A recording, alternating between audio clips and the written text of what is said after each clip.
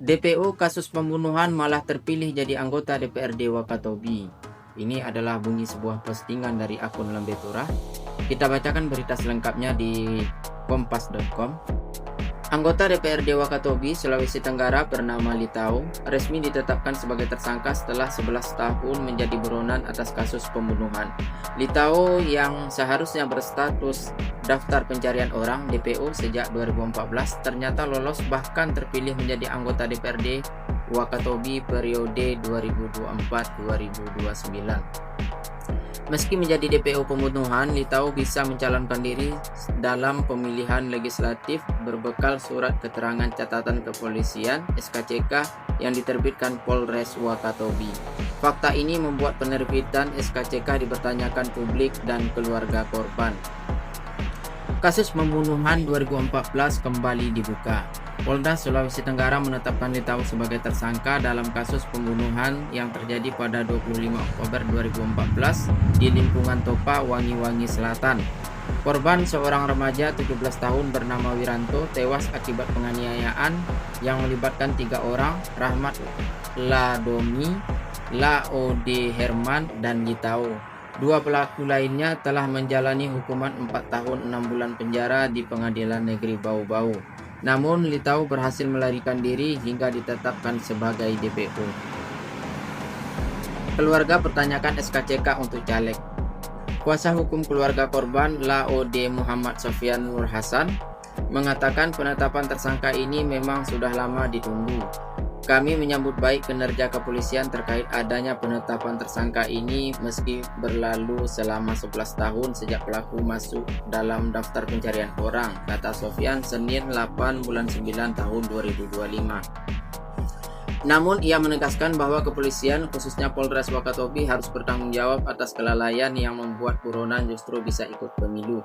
Litau diketahui bisa mendaftar sebagai caleg karena memperoleh SKCK dari Polres Wakatobi, padahal ia berstatus buron sejak 2014. Pelaku ini telah ditetapkan DPO sebagai tersangka, bukan sebagai saksi. Kami berharap agar tidak ada keterlambatan lagi seperti selama hampir 11 tahun ini baru ada kejelasan hukum, tegas Sofyan. Berkas hilang, kasus ditangani Polda. Sejak Juni 2024, keluarga korban bersama kuasa hukum berulang kali mendatangi Polres Wakatobi untuk menanyakan perkembangan kasus. Namun jawaban yang diterima tidak memuaskan. Polisi sempat menyebut berkas perkara hilang, sedangkan di sisi lain tetap mengeluarkan SKCK bagi Litau. Karena tidak ada kejelasan, kasus akhirnya ditarik ke Polda Sulawesi Tenggara. Baru pada 25 Agustus 2025, Polda resmi menetapkan Litau sebagai tersangka. Lebih dari 10 tahun keluarga menanti keadilan, dan kami berharap hal itu secara segera ditegakkan. Makanya sejak awal kami bilang Polres Wakatobi tidak profesional dalam menjalankan tugas hingga kami laporkan ke Propam, ujar Sofyan. Polisi janji proses hukum berjalan. Kabid Humas Polda Sultra, Kombes Lis Christian membenarkan penetapan tersangka Litau. Selanjutnya pasti akan diproses sesuai ketentuan hukum yang berlaku, ucapnya.